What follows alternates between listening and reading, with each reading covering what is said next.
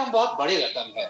अगर किसी एक परिवार में जो पात्रता का हिसाब से 5, 6, 7, 8 लाख अगर इकट्ठे उनको दिया जाए तो सरकार के पास एक स्पष्ट धारणा होगी कि उनका कितनी गरीबी उन्मूलन उससे हो पाएगी और उनके लिए और क्या किया जाना जरूरी है। तो इस परियोजना का मुख्य उद्देश्य है कि समयबद्ध तरीके से सरकारी योजनाओं के लाभों और सेवाओं को ऐसे परिवारों तक पहुंचाना। लक्ष्य हमारा है कि कुल 5 लाख परिवारों को हम लोग एक डिजिटल प्लेटफॉर्म पे लाएं और हर परिवार के लिए हम लोग ये देख सकें कि उसमें कितना कितना किस किस विभाग का लाभ दिया जा रहा है। इस प्रस्तुतिकरण के अंत में जो डैशबोर्ड है वो डैशबोर्ड आप देख पाएंगे, उससे आपकी अवधारणा थोड़ी सी स्पष्ट होगी कि इसकी संकल्पना कैसे की गई है। मूल रूप से इतने व्यापक स्तर पे अगर त्वरित गति से ये काम किया जाए तो उसके लिए बहुत जरूरी है कि डिजिटल प्लेटफॉर्म का हम लोग मदद लें। तो उसके लिए एक मोबाइल ऐप और एक उसका यूनिफाइड पोर्टल जिसका नाम है dbtup.org, इन दोनों को लागू कर दिया गया है और मोबाइल ऐप करीब 16,000 ग्राम पंचायतों तक इसकी पहुंच बनी है। करीब 3,000 ग्राम पंचायत के प्रधानों ने मोबाइल ऐप पे खुद को लॉगिन भी कर लिया है। तो उद्देश्य है कि 1 साल के अंदर में कम से कम 1.25 लाख रुपए के आमदनी सुनिश्चित करके उनको गरीबी रेखा से बाहर निकालना। ये चुनौतीपूर्ण है लेकिन असंभव नहीं है, इसको हम लोग कर सकते हैं। इसके सांकेतिक मानक क्या है? कई लोगों को ये आशंका होगी कि गरीब और निर्धनतम परिवार में फर्क क्या है। अगर गरीब परिवारों के अंदर में आप कुछ सांकेतिक मानकों को देखें तो वो निर्धनतम परिवार के इसमें आ जाएंगे। आप देखेंगे इस पे करीब 10 मानक दिए हुए हैं।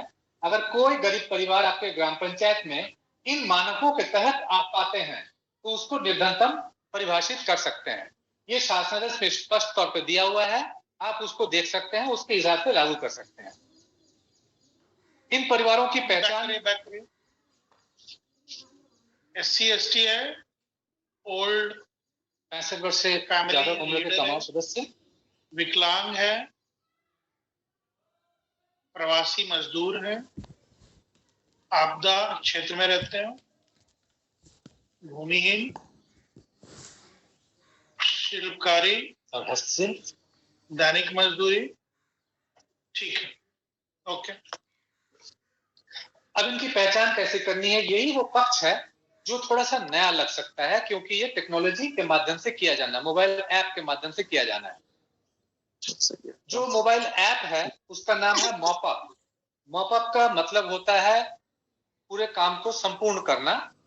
इसका फुल फॉर्म रखा गया है monitoring of poverty Uttar Pradesh, और इसके माध्यम से पूरा जो परिवारों का संकलन है, संगणन है, वो करना है।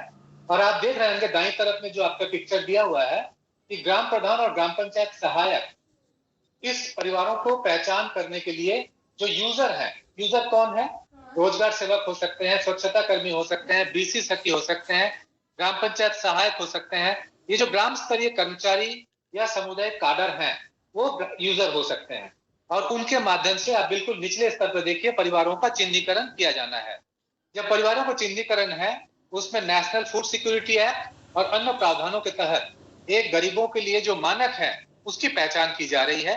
उनका घर का फोटो है, उनका आधार का फोटो है, उनका बैंक अकाउंट है, ये बुनियादी इंफॉर्मेशन कलेक्ट किए जा रहे हैं। पूरी प्रक्रिया कुछ इस तरह से होना है।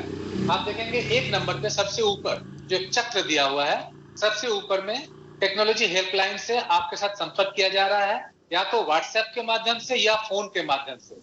पिछले दिनों में व्यापक तौर पे ग्राम प्रधानों को और ग्राम पंचायत सहायकों को व्हाट्सएप के माध्यम से ये शासनादेश भेजी जा रही है। आज सुबह से ग्राम पंचायत सहायकों के बहुत त्वरित कॉल आ रहे हैं। इनफैक्ट पिछले 1 महीने में सबसे ज्यादा कॉल आ जा रहे हैं। वो जानना चाहते हैं कि इसको कैसे किया जाना है। जब उनके साथ बात होती है, बात करते करते टेक्नोलॉजी हेल्पलाइन उनको एक SMS भेजती है जिसमें मोबाइल ऐप का लिंक, पिन नंबर, हेल्पलाइन का नंबर और परियोजना का नाम, ये 4 सूचना होती है। ग्राम प्रधान या ग्राम पंचायत सहायक उस पर यूजर ऐड करेंगे, उनको सिर्फ एक टिक बटन टच करना होता है जिससे वो यूजर ऐड करेंगे। आपके ग्राम पंचायत में जितने भी यूजर संभावित हैं उनके नाम, फोन नंबर परिलक्षित होंगे पहले से ही। अगर किसी का परिलक्षित नहीं हो रहा है उसका नाम उसमें जोड़ सकते हैं। चौथे नंबर पे आप देखेंगे फिर असली काम शुरू हो जाता है। ये यूजर निर्धनतम परिवारों की पहचान करेंगे। इसका पूरा जो गणित है वो मैं आपको बता देता हूं। अगर एक यूजर आपके ग्राम में अगर 3 या 4 यूजर हैं, एक यूजर एक दिन में अगर एक निर्धनतम परिवार का भी संगणन करते हैं तो 4-5 दिन में वो 4-5 का कर लेंगे और कुल मिलाकर के 20-25 परिवार का संगणन एक ग्राम पंचायत से हो सकता है। तो अगर ग्राम प्रधान रुचि लें तो ये काम 10 से 15 दिन के अंदर में पूरा हो सकता है। जब 5 नंबर पे देखेंगे, प्रधान जी के पास मोबाइल ऐप पे ही सारे वो परिवार जिनका सर्वे किया गया हो वो सूचना उनके मोबाइल ऐप पे उनको दिखेगा। उसको देखने के बाद ग्राम प्रधान उसको सत्यापित करेंगे।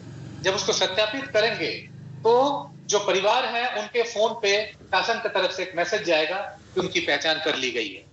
ये पूरी प्रक्रिया है, सुनने में बहुत कठिन लगता है, मोबाइल ऐप में करेंगे आपको ये बहुत आसान प्रतीत होगा।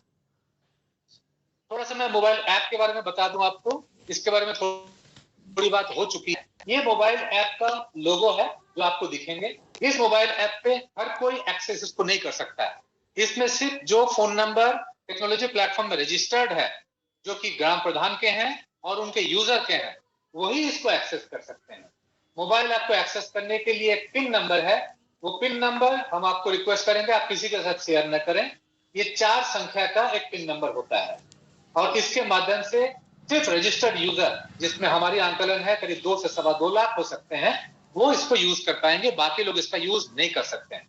बहुत सारे स्ट्रेंजर फोन नंबर्स आ रहे हैं जो इसके बारे में जानना चाहते हैं, उनको भी हम लोग यही बता रहे हैं कि वो इसका यूज नहीं कर सकते। अब ये जानना जरूरी है, जब ये संकलन पूरा हो चुका होगा, प्रधान जी 5 लाख परिवारों को सत्यापित कर चुके होंगे, तो डीबीटी विभागों का डैशबोर्ड कैसा दिखेगा। एक डैशबोर्ड जो अभी टेक्नोलॉजी प्लेटफॉर्म पे है, उसका ट्रायल का पिक्चर मैं आपको दिखा रहा हूं।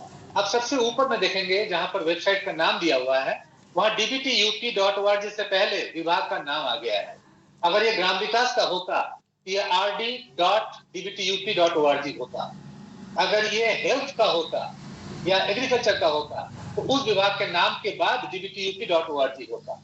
तो जो आप देख रहे हैं ये आप बेसिक एजुकेशन का देख रहे हैं और आप ये देख रहे हैं कि बेसिक एजुकेशन में 33,508 जो डीबीटी के बेनिफिशियरी हैं उनका नाम आ गया है।